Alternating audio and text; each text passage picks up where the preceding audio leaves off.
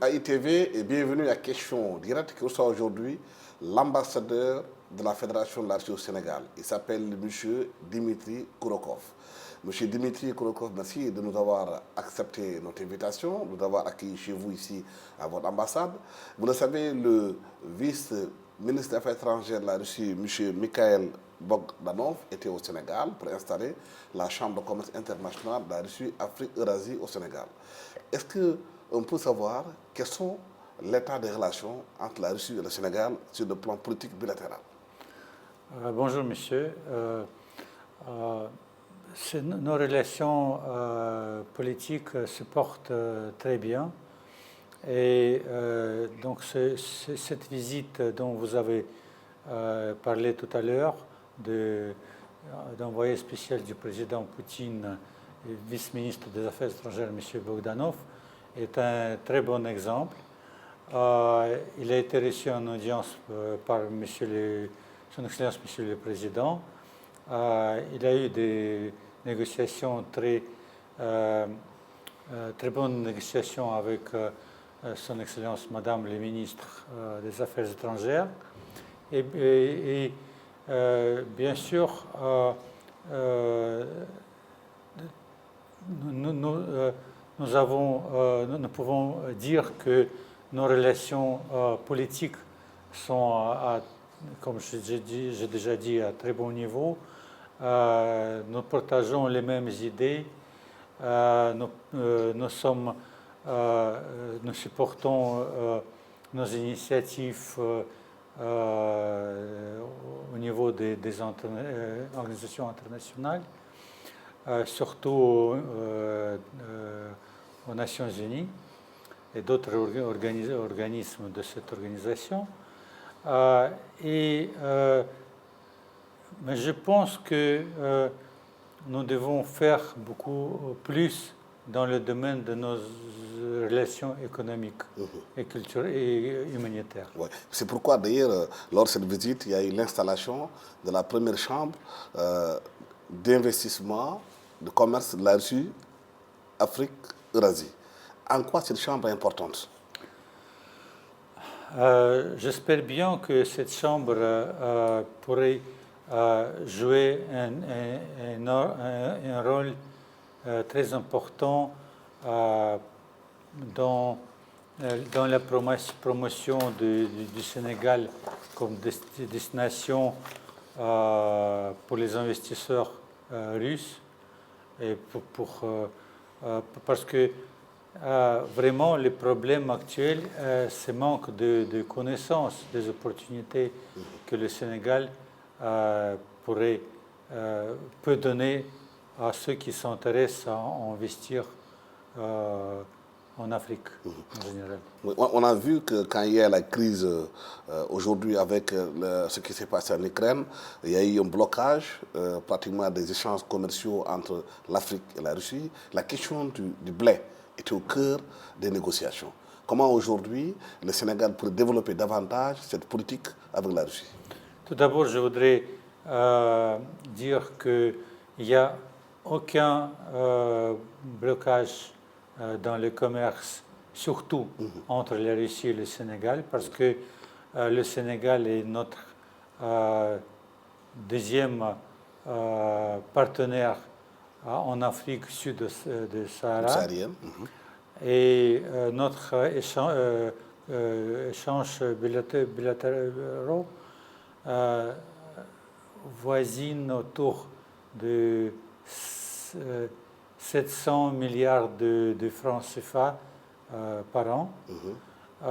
Certes, l'année passée, nous avons vu une certaine diminution de nos échanges, mais ces fluctuations normales et on vend la majorité des produits pétroliers qui consomment le Sénégal. Aussi, on vend beaucoup de blé, beaucoup d'engrais, et ce sont des produits principaux de nos exportations. Mais le problème est ailleurs. Le problème est que le Sénégal ne vend que très peu de ces produits en Russie. Pourquoi? Peut-être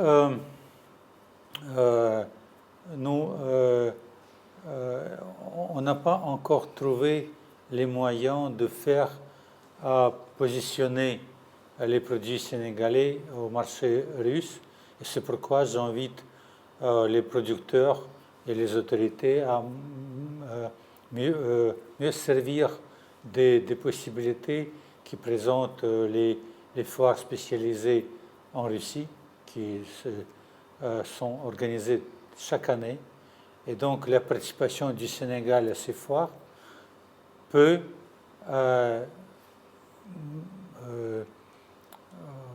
mieux positionner les produits sénégalais. Ouais, mais quels sont les besoins, par exemple, de la Russie par rapport aux produits sénégalais? Qu'est-ce que la Russie a besoin comme commercialisé qui vient du Sénégal?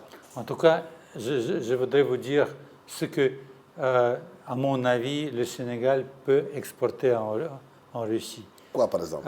C'est bien sûr les fruits secs comme l'arachide, les mangues frais aussi, bien sûr, noix de cajou, peut-être des phosphates, d'autres produits minéraux comme les terres rares.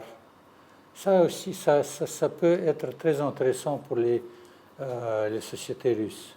Mais est-ce que pour booster justement ce potentiel, il est prévu qu'on mette en place un comité intergouvernemental pour discuter de ces questions bien précises, permettre aux patronats sénégalais, aux commerçants sénégalais d'exporter en Russie? Nous comptons beaucoup sur la création de la chambre mixte intergouvernementale dans le domaine de l'économie, culture et d'autres volets de coopération bilatérale. Et j'espère bien que cette commission soit créée au plus vite possible.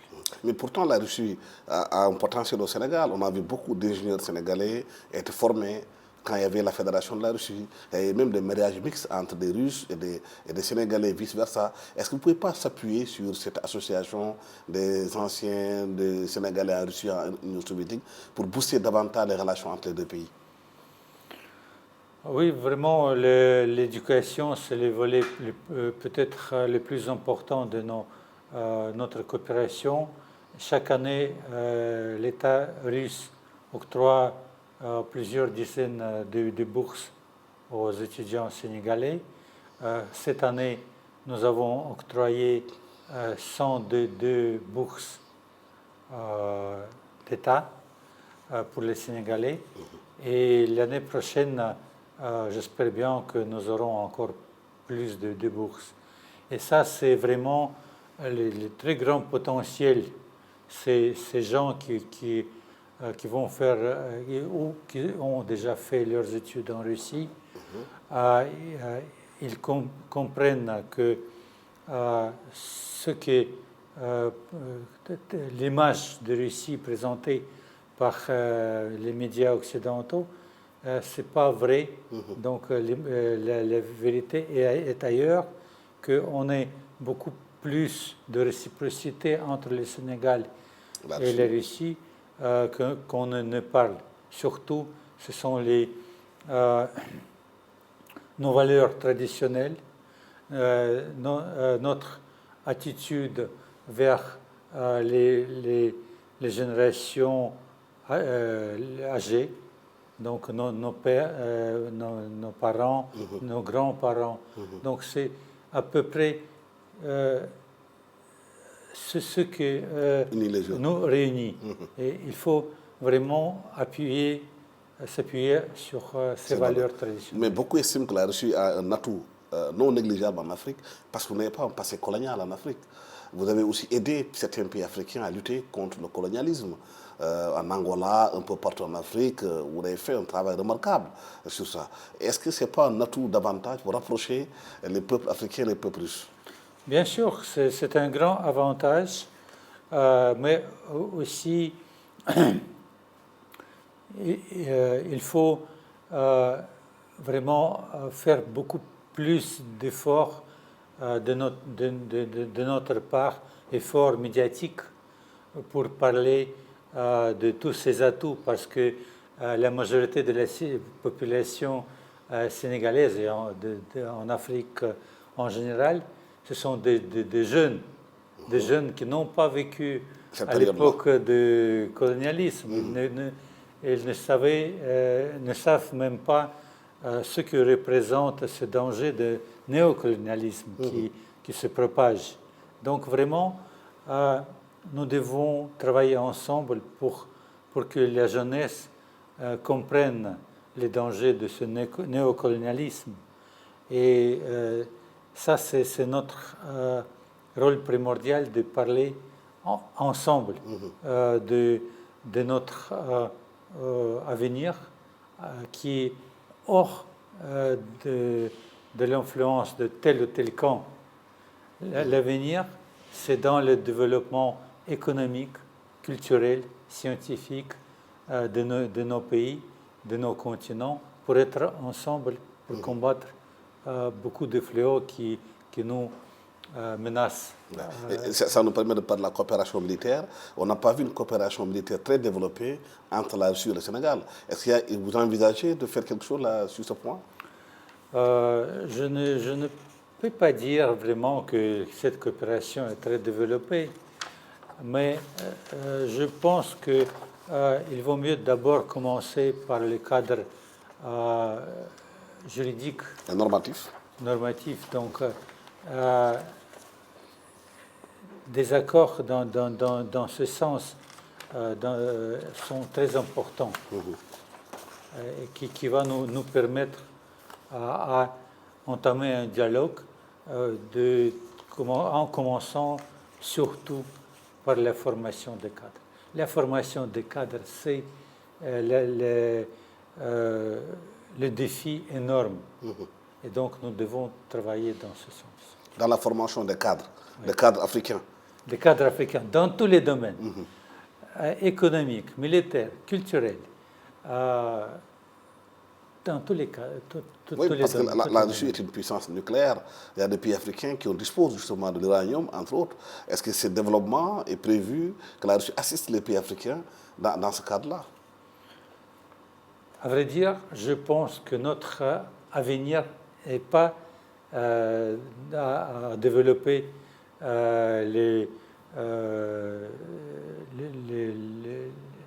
notre armée.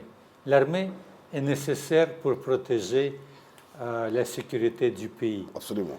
Mais comme je voudrais encore une fois répéter, notre but est de développer nos relations avec l'Afrique dans tous les domaines, y compris le domaine militaire. Mais ce n'est pas la priorité. La priorité, c'est l'économie. L'économie et la culture, c'est deux pivots primordiaux de développement. C'est dans le cadre de la culture que vous prévoyez d'organiser prochainement, au mois d'octobre, des journées culturelles russes à l'UQAD, à l'Université Cheikh Anta Diop de Dakar? Oui, donc moi, je pense que nous devons mieux connaître les uns et les autres, surtout par l'éducation et par la culture. Mois d'octobre, on pense à organiser les journées de la Russie au Sénégal, qui vont comprendre surtout l'ouverture de notre exposition des peintres russes modernes, qui va se dérouler pendant tous les mois d'octobre. Et j'espère bien que les artistes russes vont venir pour présenter une des républiques de Russie. Et bien sûr, il y aura aussi l'ouverture de notre médiathèque au sein de l'université. Et j'espère bien que les grandes sociétés russes aussi vont venir à Dakar sous l'invitation de chambres de commerce et d'investissement qui a été inaugurée il n'y a pas longtemps par notre vice-ministre des Affaires étrangères. Donc, c'est déjà, et bien sûr, on va continuer nos programmes de promotion de la langue russe. Parce que le Sénégal est, je pense, le seul pays en Afrique qui a jusqu'à présent 50 lycées qui enseignent le russe. Oui. Et bien sûr, il y a les cercles de la langue russe à l'université.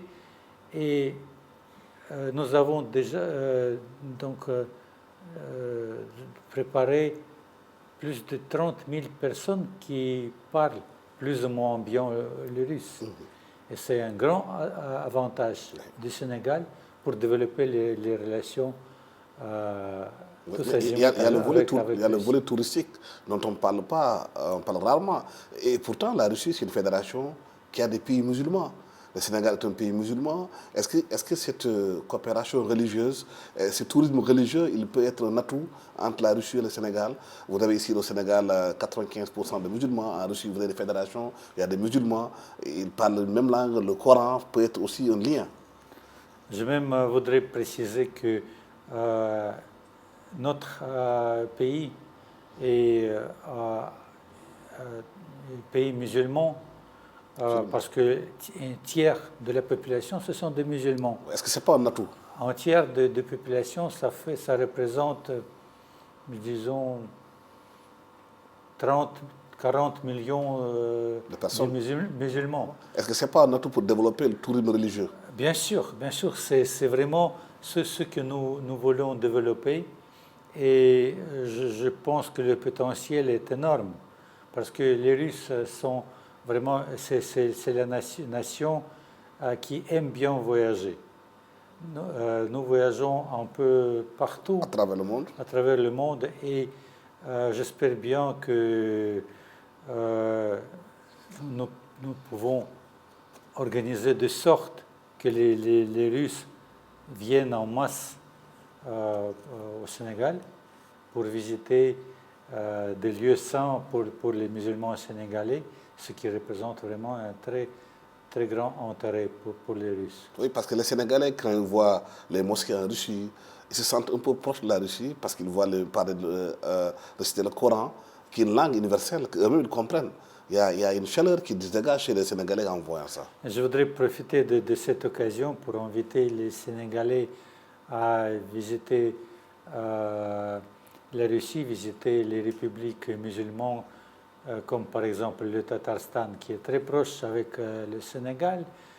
Et là-bas, l'islam a été instauré il y a plus de 1000 ans.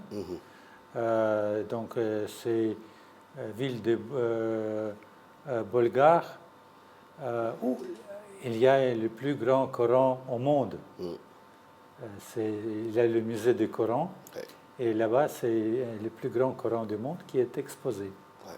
Il y a aussi, on parle tout à l'heure des militaires, l'influence de la Russie en Afrique avec Wagner, la présence des autres puissances, États-Unis, Chine, France et Turquie. Vous savez, Wagner est présent en certains pays d'Afrique, mais c'est l'organisation privée qui a les contrats avec les gouvernements de ces pays. Ils travaillent d'après ces contrats et je pense qu'ils ont vraiment fait un bon travail, surtout pour améliorer les situations sécuritaires dans ces pays, surtout en Centrafrique. Oui. Est-ce que la présence de Wagner n'appuie pas davantage l'influence de la Russie aussi dans ces pays-là? Non, je ne pense pas que c'est le cas, mais parce que il faut diviser les choses. Donc, notre coopération entre États et les contrats privés. Donc, ça, il faut toujours tenir compte de ce fait. Ouais. Il y a ce qui s'est passé récemment au Mali, avec ce qu'on a vu, les tueries qui ont eu lieu, où des gens de Wagner ont été tués au Mali avec des forces maliennes. Est-ce que ça ne peut pas avoir un impact en Russie Non, par rapport aux populations? je ne pense pas, parce que nous comprenons vraiment très bien les dangers terroristes. Les dangers terroristes pour tout le monde, pour la Russie, pour le Mali, pour d'autres pays. Et la Syrie, donc un peu partout dans le monde. Personne n'est sous abri. Et vraiment, nous allons faire tout notre possible pour combattre ce fléau. Et je vous assure que la meilleure solution est de combattre ensemble, de ne pas être divisé. Donc, chaque pays doit faire son apport pour combattre ce fléau et ne pas utiliser les terroristes dans leur but politicien. Ouais. Parce qu'on a vu que les pays occidentaux, les autres pays tels que la France, les États-Unis et autres, ne voient pas d'un bon œil l'influence de la Russie de plus en plus en Afrique. Avec Wagner, on a vu dans certaines manifestations en Afrique, les jeunes Africains arborer les drapeaux russes. Oui, ça, c'est la géopolitique que l'Occident joue un peu partout. Je vais vous donner un petit exemple de danger de ce jeu. Si vous vous souvenez, aux années 80, les États-Unis ont soutenu les talibans en Afghanistan, les talibans en Afghanistan, contre l'Union soviétique. Et qu'est-ce qui s'est présenté après? C'est Ben Laden qui a attaqué les États-Unis avec les armes et l'argent qui ont été payés par les États-Unis. Et il faut absolument éviter les choses que c'est fait à l'époque en utilisant ça sans tenir compte des conséquences. Et je pense que le danger est là. Il ne faut pas jouer avec les terroristes. Parce que la présence de la Russie et des autres pays en Afrique, aujourd'hui dans la sous-région, certains pensent que c'est une sorte de reproduction de la guerre froide qui dit pas son nom. Vous savez, la guerre froide peut très facilement se tourner en guerre chaude. Et en Troisième Guerre mondiale, personne ne soit vainqueur. Et ça, c'est très dangereux. Actuellement, on vit dans le monde qui a quelques minutes de Troisième Guerre mondiale. Et vraiment, il faut éviter à tout prix que ça se produise. La Russie a déjà proposé plusieurs formules de sécurité globales, et européennes et globales. Mais la dernière fois, c'était décembre 2021, quand nous avons proposé les formules qui comptent tous les points pour que tout le monde soit sécurisé. Mais les États-Unis ont refusé, l'OTAN a refusé, donc vous savez très bien ce qui s'est produit après. Et vraiment, je ne vois aucun signe que l'Occident a compris les leçons. Mais est-ce que l'arrivée probable de Donald Trump aux États-Unis comme président peut baisser la tension? Non, je ne veux pas jouer aux devinettes. Donc on verra quand le futur président américain entrera en fonction, on verra ce qui va se suivre. Si on revient un peu au Sénégal, le Sénégal est devenu un pays gazier et pétrolier. La Russie est un pays de gaz et de pétrole, a une grosse expérience. On a vu ce que la Russie a fait avec l'Algérie pour l'aider à développer son industrie. Est-ce que dans ce sens-là, il y a eu des pistes de coopération entre le Sénégal et la Russie dans l'exploitation de gaz et de pétrole? Non, nous sommes prêts. Mais donc, tout va dépendre de l'approche de la République du Sénégal. Est-ce que la Russie est intéressée à travailler avec le Sénégal à développer cette industrie? Absolument. Absolument. Parce qu'on a vu ce que vous avez fait avec l'Algérie, la coopération qui a permis à l'Algérie de devenir un pays gazier, la formation des ingénieurs dans ces domaines-là. Est-ce que même dans le cadre de la formation aussi, le Sénégal peut s'attendre à travailler la Russie sur ça? J'espère bien que la politique de rupture qui a été proclamée par son Excellence le Président Faye va donner une autre possibilité, présenter d'autres possibilités au développement du Sénégal, parce qu'il ne faut pas faire la rupture définitive. Non, c'est impossible dans le monde actuel. Donc, il faut l'idée, et je pense que c'est ça qui est l'idée, de travailler avec tout le monde. Travailler avec la Russie, avec la France, avec la Turquie, avec la Chine. Donc, le seul but est de voir les relations égalitaires. Donc, pour que ce ne soit pas comme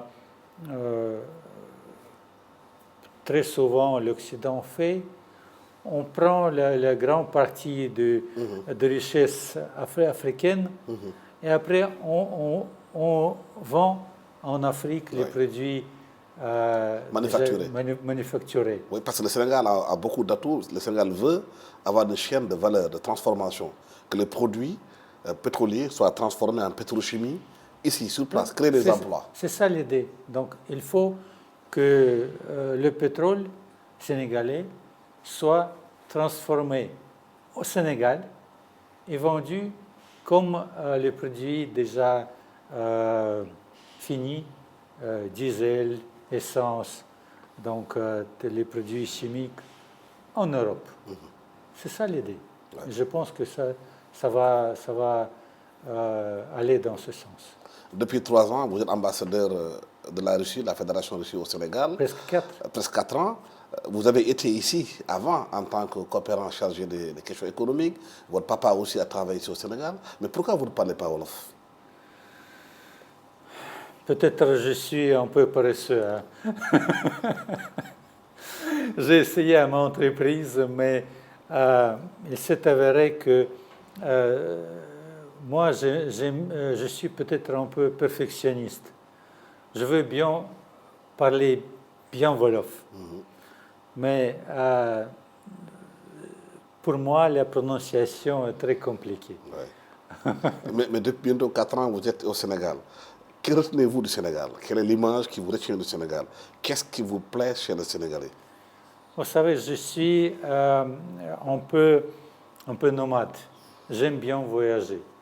Voyager en voiture, voir de nouvelles villes, régions, parler avec des gens, rencontrer voir d'autres cultures.